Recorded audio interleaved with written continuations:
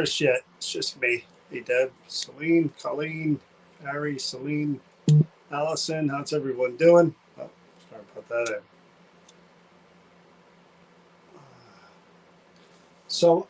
I wanted to come on. Hey, Anna. I wanted to come on because we are heading to, hey, Teresa, Laura.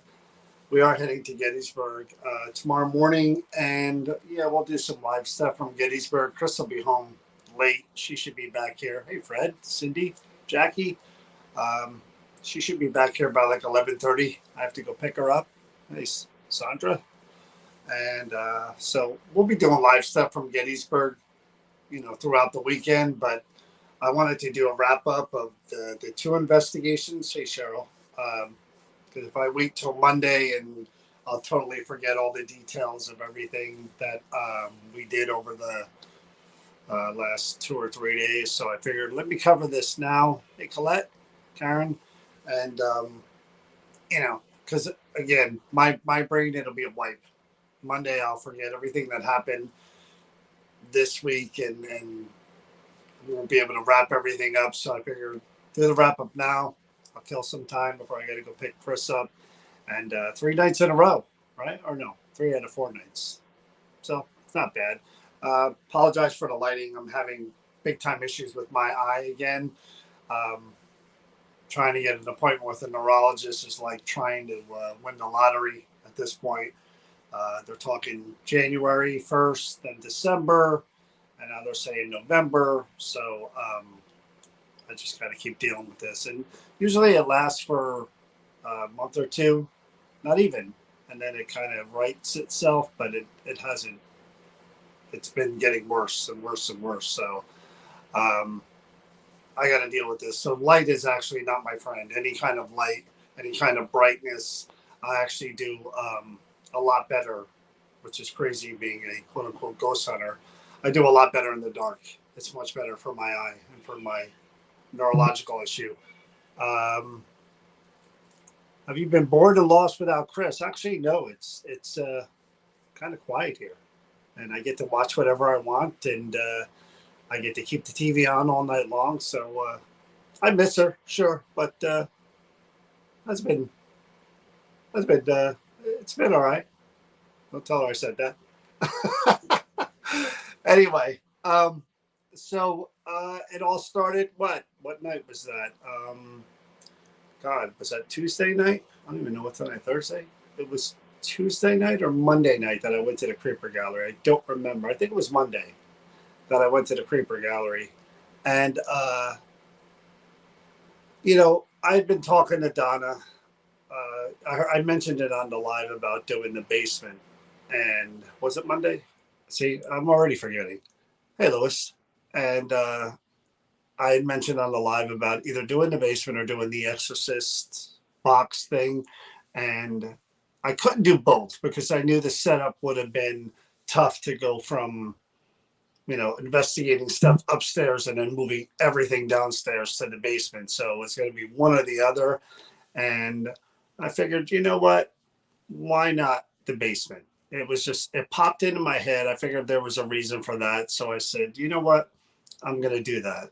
So I get there. I was there plenty early. And, I go in there. The building was kind of hot. The basement was kind of hot. The thing about the basement is there's no lights down there. And that kind of right off the bat, to get to the Creeper Gallery basement, you have to go through like Donna's stores here, and then there's another little store that's unoccupied now, and then there's a door that kind of connects both of them. You have to go through the side door that you really can't see because she has stuff in a curtain, and then you open that door, and the basement's on the left.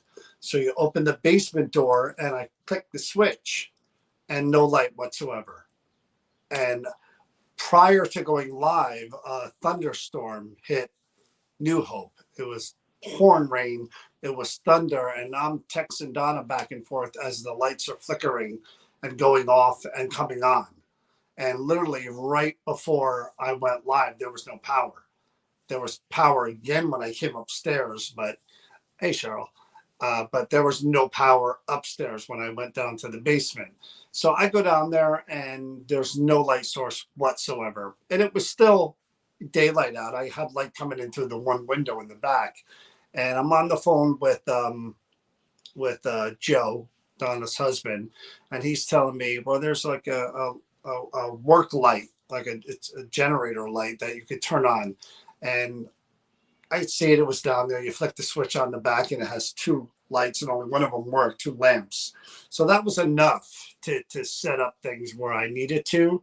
But as it was raining, the water um, was coming onto the floor, and I'm like, and you couldn't see it because I couldn't pan the camera, but I was walking in water in different areas, just stepping in water, which thank God I didn't put any equipment on the floor. Hey, Tina. So that was in itself kind of, you know, and like I said, the fact that I knew it was going to get really dark down there once all the daylight went away. And that's what I was kind of like setting myself up for. Like, okay, I could deal with it while I'm here, and there's still some light coming through that one window. I can still kind of see around me what's going on. But once I knew that it was like dark outside, I knew that basement was going to be pitch black, and it was. That's why I kept kind of panning with the camera. My initial idea was to make the camera stationary, and but when you were upstairs, a brief moment at the right side. Oh, really? SLS monitor? There was a quick. Oh, really? Okay. See, I got to go back and watch the video. I didn't watch it. I couldn't believe. So, I set up everything, and the initial idea was to do either side of the basement with a stationary camera, so I would be in the shot, have enough light. But I realized right off the bat that too much was happening on the other side where you guys couldn't see on the camera, that I was just going to have to get mobile. And I really don't like doing videos that way because I always believe that there should be people in the shot and we should have adequate lighting. And that going to take me into last night's investigation too, because I really wasn't happy with the lighting and, you know, people not being in the shot all the time. But that's a different story. We'll get to that in a minute. But I knew that I was going to have to go mobile. So yeah, the clip that I posted for the reel, I was shocked and amazed when I heard those footsteps. It was literally, um, I'm standing there, and that was genuine reaction, real time, and that's what I love about doing these live streams, because it's not edited, it's not cut, it's whatever happens is happening right there in real time. The reaction is real. It's really hard not to curse because you want to. I think I did say "holy yes." Yeah, I think I did. I cut that out of the reel, but it really, um, you know, don't think in my head that as I'm doing this, I'm thinking, yes, everybody's watching. And Chris even asked me afterwards. She's like, no, something happened if you fell or anything. Um, what, what were you going to do? I said, well, people were watching. They knew where I was. It wasn't like I was in some secret location. She's like, yeah, but by the time, let's say Donna would have been notified, and Donna lives like 30 minutes away from there, to get to the place to open the door, the cops would have had to come and like break the door down to get to you. And I'm like, yeah, maybe I didn't think it through all the way, but it seemed like a good idea at the time. So when I'm down there and those footsteps, it's loud on the video, but it literally was above my head, and I'm listening to, it sounded like two people walking. It was, and I just froze there like, who the hell could that be? And initially I'm like, I know I locked the door. I know I locked the door. But of course, there's a little part of my brain going, could I have not, did I not lock the door? And there's people wandering around up there that I'm going to have to deal with. But I'm in my head, I'm going, I locked that door. I know I locked that door. So when I heard it the second time, I was a little freaked out, even though, like I said, I wasn't like on camera visibly kind of shaken. In my head, I'm thinking first, who the blank is up there, and two, if I don't find anyone, that is one of the craziest things that's ever happened as far as footsteps like that in an empty building. So when I left you guys and I went up there, I first went into the other side of the building, to make sure nobody was there. And then I went into the creeper gallery side of the building. There was no one. That building completely empty. There was nobody in that building. That I could hand to God, I could vouch, I could swear there was nobody in that building. And I posted here when I posted that stream, you're going to deal with people that are difficult all the time. And I said, I said someone was walking up there, and somebody posted, notice how he said someone and not something. Well, first of all, I would never refer to a spirit, someone who was living that is now passed, as a thing. I still refer to them as someone because they were a person. They are a person if they're in spirit, just like I'm a person. So no, I'm not going to refer to it as something because I knew it wasn't an animal. I knew it. I knew it was a person or a spirit. I knew those were my options of what I was hearing up there. So whoever said that, I commented back to him, and he's no longer following this page. But anyway, so when I went up there and I saw that there was absolutely no one there, the thought of going back in that basement was kind of like, what do I do here? I kind of just started. Hey, Steve, I just started. Probably 30 minutes into the live stream. And if I go back down there and I start hearing that again, it's really going to freak me out. So I got to go back. My camera's running. All my equipment's down there. I was going to have to go down there anyway and get everything. Even if I said, okay, we're done, it's a wrap. I knew I had to go back down there to get my stuff. So, and I had to fill you guys in on the fact that there was nobody there. So believe me, for a good 10, 15 minutes after that, I was waiting to hear that again. And if I did, I might have just said, okay, you know what? We're going to look around up here for a while, maybe do some EVP stuff up top to see who that was, keep a recorder downstairs or something and figure out, because it would have freaked me out if it kept happening. Really, it was heavy, heavy footsteps. It wasn't just somebody walking. It was heavy footsteps. Whoever was walking wanted to make sure I heard them walking. I mean, it wasn't like light steps. It was footsteps. And then when I referenced somebody's walking up there, literally, I just finished that sentence and you hear the footsteps again. I mean, I get goosebumps even thinking about that. So, yeah, it was weird to go back down there knowing I heard what I heard and that it was going to be getting dark really soon. So, believe me, there's a part of my brain that's kind of like, there is a logical part, believe it or not, that says, what are you doing, you idiot? You're in there by yourself and you heard footsteps. And if anything happens here, you're on your own.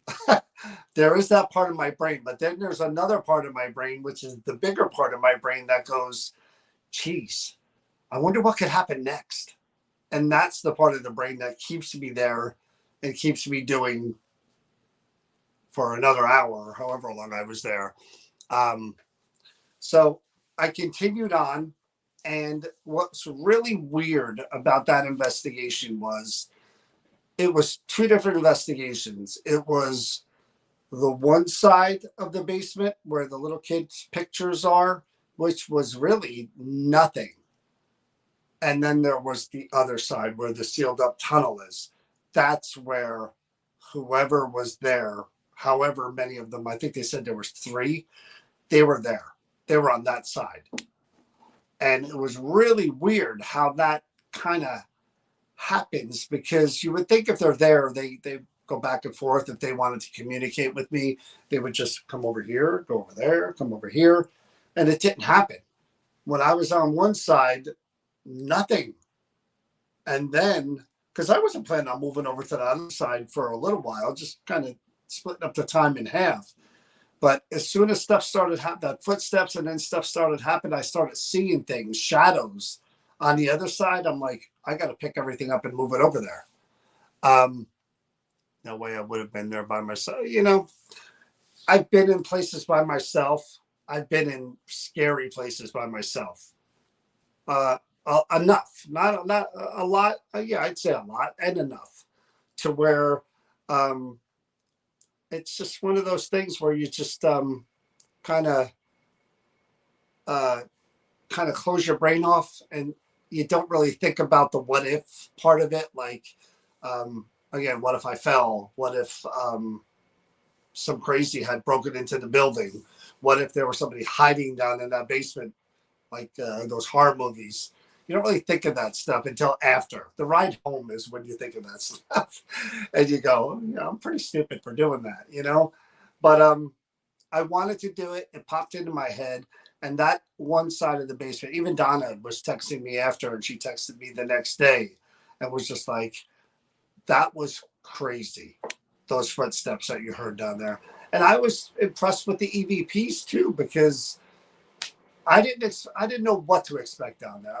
We investigated that. Somebody said Halloween. It had to be 3-4 years ago, and I don't remember anything about what happened during that investigation. I know we got some stuff near the tunnel, but I have no idea what. And I can go back and watch it, of course, but I wanted to go and just clean. And now I'm going in by myself. So you're adding a whole nother element to that investigation where there's not 4 people, there's 1 person. And if anybody believes that, again, spirits can be a little standoffish because you have 1 stranger, you may have 4 strangers or 5 strangers, there's strength in numbers for some spirits that are a little more aggressive or a little more assertive. If I'm there by myself and these are people and they're aware that my senses are gone because I can't see that great in the dark, and I'm kind of wandering around looking, using a light, then, again, that may add and heighten your senses and your awareness to where the activity is going to increase. And it did. And that was, it was fun looking back at it now and cutting that clip of those footsteps. I was so surprised that it was as clear as it was when I'm like, oh, please let that be the way I heard it. And it's pretty darn close. Only when you listen back, you hear it, but it was right there. I mean, that ceiling was what, 2 feet above my head, if that. And those footsteps were right above me. Right above me. Somebody said, would you ever go back to the basement again? Maybe do the powder. It would be a while before I do that again, if I were to do it again. And I'm kind of glad that, again, I would have liked to have company. I'd have liked to have, somebody else with me, in theory, in case something happened. But like with Chris being there, I don't know what would have happened with those footsteps. I don't know with her if how freaked out she would have been hearing them as loud as they were, because, she's, when things happen like that kind of thing, she's jumpy and she, is like, hell no, hell no. Witness spirits were footsteps we heard started out in the, no, they were above me for sure. And they were loud. I mean, they sounded like boots or something, like the heavy. They were so heavy that whoever it was, like I said, I think they knew I was there because I had all my stuff up there. I lugged all my stuff down there. I went back and forth up and down those stairs, bringing stuff up, setting stuff up. So whoever it was, knowing it wasn't a person, that it was a spirit, they knew I was there and they knew where I was. So that was a total mess with me type of thing. Like, oh yeah, because I've been, you know how many times I've been in the creeper gallery in the red room. I have never, ever, ever heard footsteps like that. You hear every now and then some footsteps on the outside or things moving a little bit, but that kind of loud footsteps, never. So they really wanted to mess with me. Like, you're down there by yourself, idiot. Yeah, watch this. Wrapping up with the doll. I think the individuals in the basement interacted with you when you were. Blah, blah, blah. I don't know. You know, that was the weird thing you talk about that, Patricia, about premonitions and hindsight. And I mentioned that the week before on the live stream, and that's the whole reason that I went down there was because when I was setting up, Patricia mentioned it before I was investigating the first doll. The Oculus said, "Can you hear me twice?" Then it asked me if I was okay. And then it said, "I'm in the basement."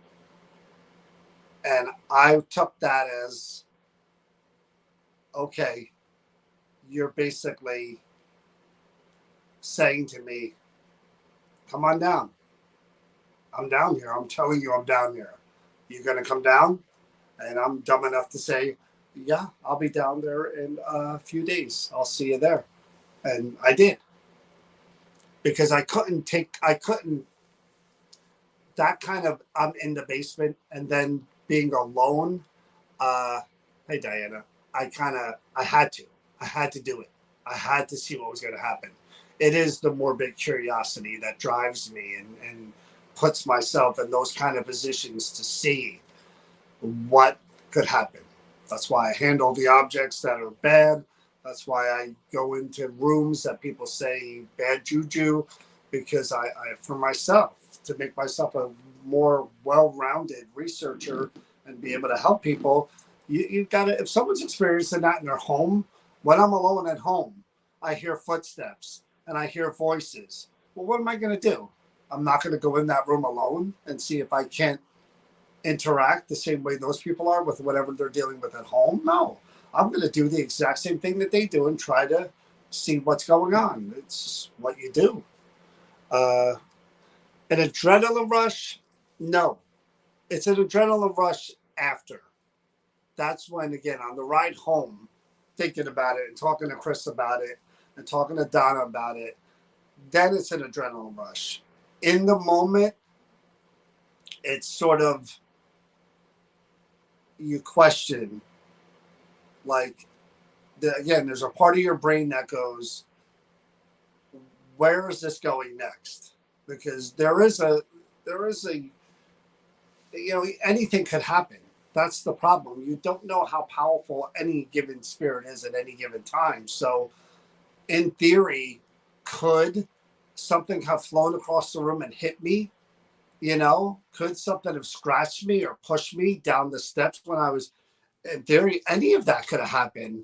So, yeah, I mean, you don't think about that till after you hear footsteps and know, boy, somebody was up there walking around and they really wanted to get my attention. In hindsight, I probably should have just kind of, not stayed down there till it was dark. But I can't help myself. I can't, And I knew you guys were watching, and I knew that if God forbid something did happen, I knew Donna was watching. I knew if God forbid something happened, that somebody would have gotten somebody there, So I had faith in that. But yeah, probably wasn't the smartest thing to do. So that was interesting. Really, really interesting. I would do it again down the road. Night, Colette. Down the road, I would do it again just to see, and maybe bring Chris with me and see if it happens again. But yeah, that freaked me out. I'm not gonna lie, that really freaked me out. I mean, those footsteps happening live again. It's one of those things. If it was, I was in there and I told you guys about it. We were in this building and I heard footsteps on the floor above me. Yeah, I could tell you that, and you'd probably believe me because why would I lie? But to actually have you guys watching and seeing it happen when it happened, that was, and then knowing I was alone. Like if Chris was with me and she wasn't in the shot in the basement, yeah, it could have been Chris walking around up there or whoever, Teddy, Kenny, Tanya, whatever. I was completely alone, and that building was completely empty. I know it for a fact. So I'll remember that one for a long time. Yeah, and I'm glad you guys enjoyed it because I won't do too much stupid stuff like that too often. Um, we all call 911. I'm sure that would be something to see. 911. Yeah, we're watching this guy on a live stream. Yeah, he's in a basement ghost hunting, and his feed went dark, and we can't see him anymore. And we were here. They'd be like, "Yeah, okay." I could just imagine that one. I'd be all over like the papers, the local papers. It was an exciting experience to behold. So that was the Creeper Gallery, and um, to my surprise, definitely that basement. Whew, that was a good one. That was a good. But to be honest with you, I am not gonna lie. Yeah, 30 to 50 people calling the New police department. That would have been hilarious. They would have thought it was a prank for sure. Um, but here's the thing about doing something like that. Uh, when the live stops and it's just me knowing nobody's watching, and I hit that button and I know the live stream is off, and now I am down there by myself with nobody watching, nobody listening, and I have to go down and collect all that stuff you see, you know, and believe me, I gathered everything and brought it upstairs to where the lights were on in the Creeper Gallery and in front, put it all on the floor, and then I packed it all up and put it in my car. But it's an uneasy feeling when, again, there are no lights. It's only that working light that's on. It illuminates kind of half the basement at a time. So I'm not going to lie, being down there after experiencing all of that and getting those EVPs, it, it it is an uneasy feeling when the live is off and I'm just gathering things and I'm picking them up and I'm looking over my shoulder and I'm trying to work fast and just collect as much as I can, go up the stairs, put it down, go back down. And believe me, I'm like looking around like, let me just get everything out of here and so when I did grab the last few things, went back upstairs and I shut that basement door and I locked it, it was like, whew, all right, made it out of there. I'm in the light. I'm in the front of the store. Now I can pack up and get out of here. But it is a little nerve wracking once you know the live is over and you're by yourself. And it's the same when we do events. Camp Evans, Sterling Mine, any of these places, you know, we're in that area for 4 hours and we're some activity is happening at different times, and then the people leave, and each one of us are by ourselves in our area gathering up everything after we spent 4 hours trying to communicate and connect and bringing all these different people through. And the Sterling Mine specifically, I'm in a building, tire building by myself, where shadow figures and somebody who's very intimidating, a spirit, has been seen, and I've seen the shadow figure there. So that's kind of always different for me. I always wonder how uncomfortable to pack up, but yeah, it's not comfortable at all, Allison, and that's the God's honest truth. Um, when I'm at the Creeper Gallery and I'm investigating objects, you see when I do the store, I'm in the front of the store, and then the red room's in the back of the store. So when I'm done, every light in the building is on in the area that I'm in. Every light. I turn every light on so I'm not in the dark anymore. And I gather everything, same thing. Gather everything out of the red room. I put it in the front of the store where, again, you can see the main store window and traffic and everything. And then I put everything away. So, and it's especially when a one object or two kind of gets to me a little bit, it the onus is even on me to get it done quicker, get everything back and get out of there and get away from whatever and ground myself and just remove myself. But big surprise. That basement was, again, looking back, I could see why it was entertaining, but whew, yeah, I do some dumb things every now and then. Chris is right. The energy in the room feels heavy, like a full subway car. That's a pretty good way of describing it, Joanna. Sometimes, um, and I'll say this till the cows come home because I mean it, and I don't just say it for shtick or because it's like paranormal speak. Um, I just finished watching the new Ghost Adventures before I came on here, and they were at some hotel somewhere, and there really is something to the energy affecting you. There really is something to do that. And over the years, it gets kind of more where I'm more, I guess, tuned to it. I wouldn't say I'm sensitive, empath, or anything like that. But you do certain kind of energy, not all. I'm not in tune with every kind of energy, but the negative stuff, man, usually, boy, that I could pick up on that pretty quick. And I know right away that it's going to affect me in a bad way. When we did uh, the Sister Mary Rita, I think I have it correct. When we do the Red Room and we're doing the investigations to make things kind of flow, the main object is there in front of you when you guys are watching in the back of the room. And I'm on the other end of the room, or Chris, and we're sitting in a chair and we have the camera, and the other two objects are kind of right next to us in the back, not in the front. And I usually know right then and there that there's something not good amongst those objects because I'll be sitting there and I'll be filming Chris, and all of a sudden I feel it. I feel the headache coming on. I start tasting like metal, almost like a blood taste in my mouth. And I look over and I look at both objects and I wonder which one of you are doing this, you know? And I have a feeling. And the Sister Mary Rita one, it was like someone punched me right in the face. And I was concussed. That's the way it felt. My brain started to wander. I couldn't focus on anything. And I literally sat there and just, I could hear the words Chris was saying. I knew what was going on in the room, but it felt like I was like you guys watching from here. I didn't feel like I was present in the room. Weird feeling. Final thing for the dark to scare us. However, we need to remember there are both good and bad things. Of course. I mean, I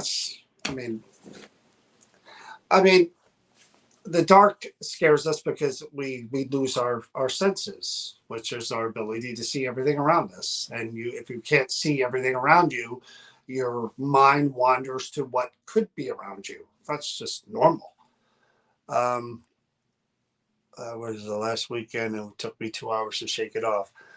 So that was Monday. And the reason I went Monday was because I knew that we were going to the Clark Municipal Building on last night, which was what, Wednesday?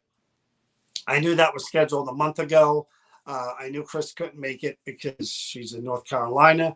So I reached out to Tanya and I'm like, Tanya, let's go do this. You want to go do this? And I told her about what was going on there. And again, I'm of the mind of, I watched the video with some orbs. I listen to people tell me that they don't feel right in that room. Nobody likes going in there, especially in the dark. And that the maintenance guy had seen something in there. And I flat out said to them when they approached me, look, worst case scenario, we go in there, we can debunk everything, nothing happens. We try for an hour or two and whatever.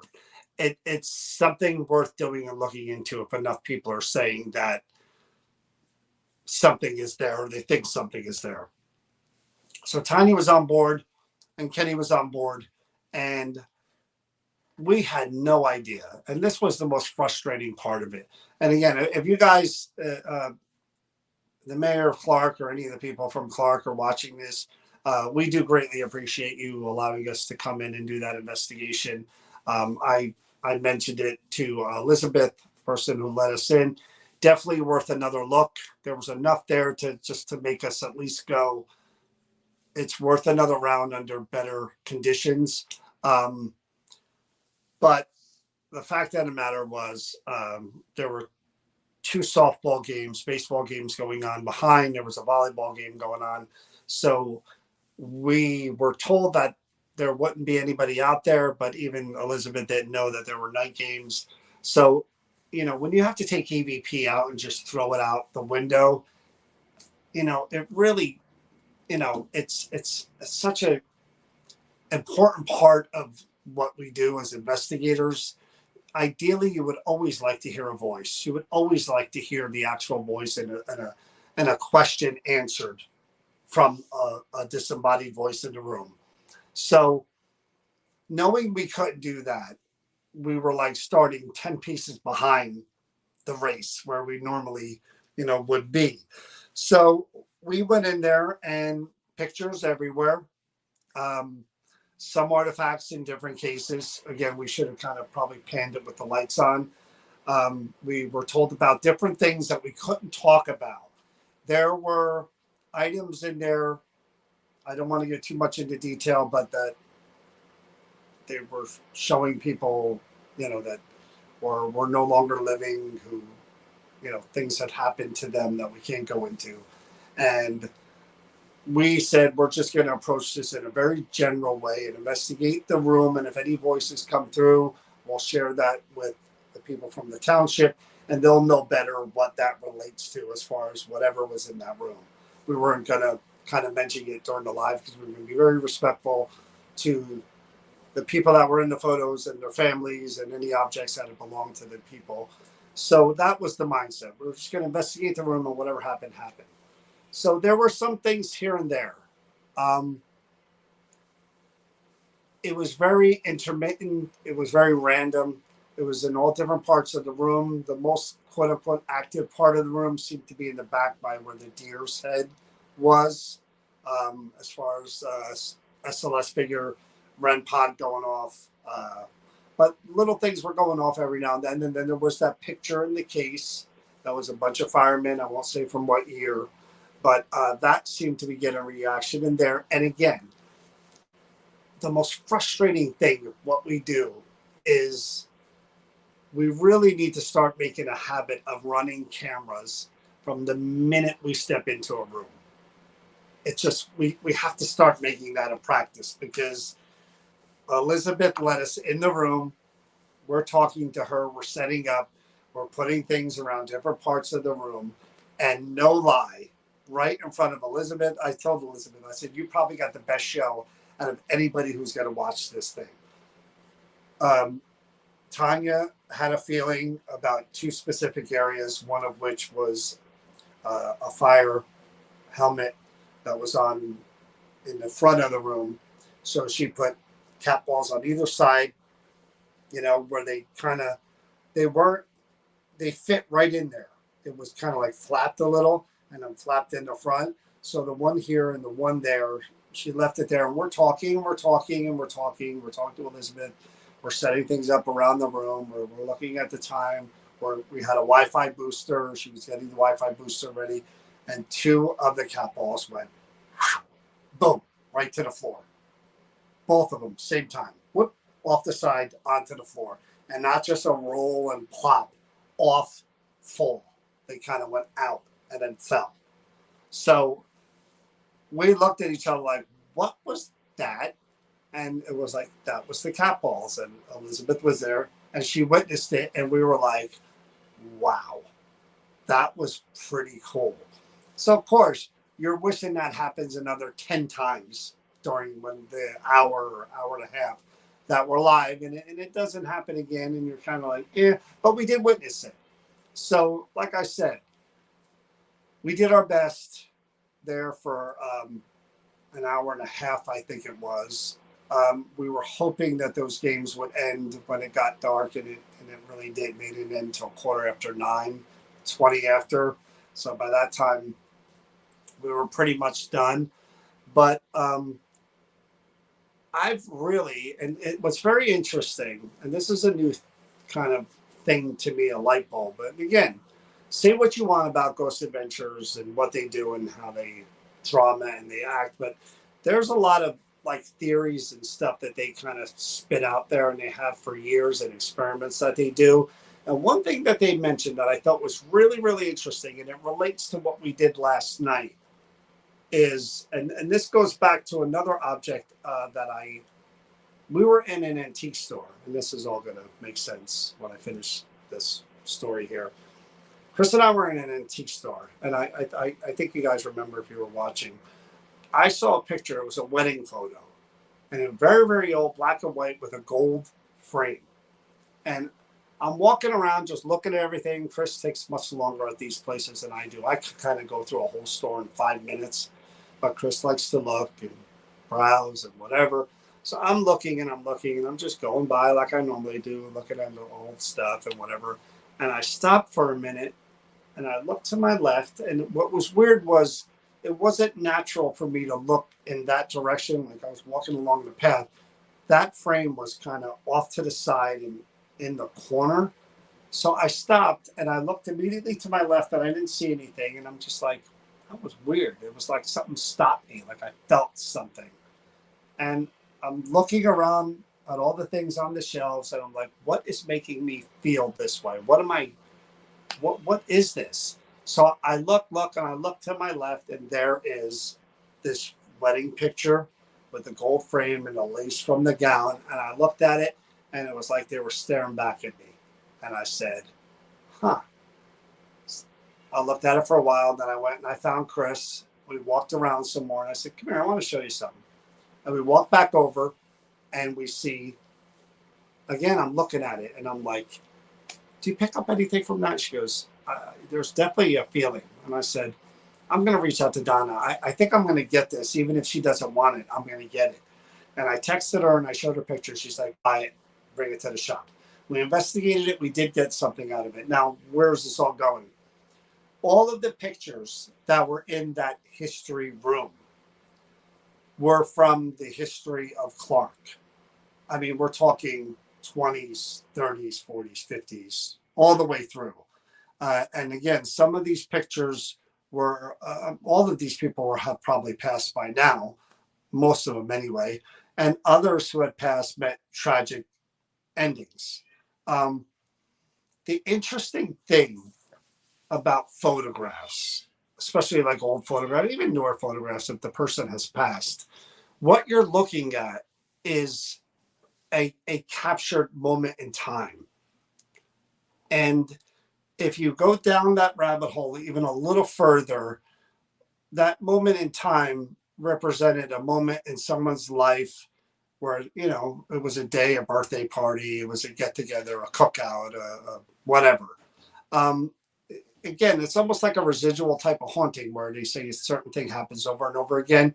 That picture in theory is a moment in time of that person and their life when they were 20, when they were 30, when they were whatever. And even if they're not present in the room all the time, in theory, again, we're going to go, this is paranormal theory. This goes way down the rabbit hole.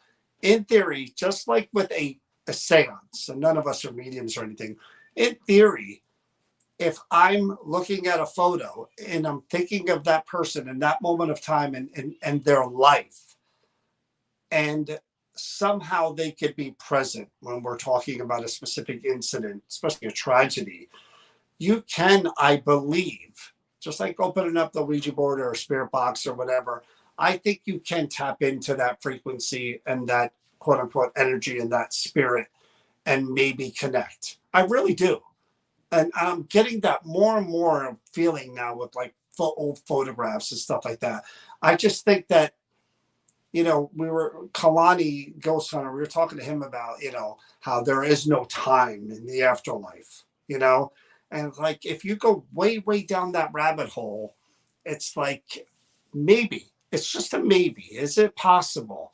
And we were thinking that as we're looking at all those photos and we were hearing the stories of, especially the tragic ones, like thinking, you know, maybe, just maybe what they're experiencing in that room is either an object that has an attachment, because there were objects, there were time capsules, but maybe, just maybe, some of those photos could just have a little kind of bit of energy attached to them where they, are just there and then they're not.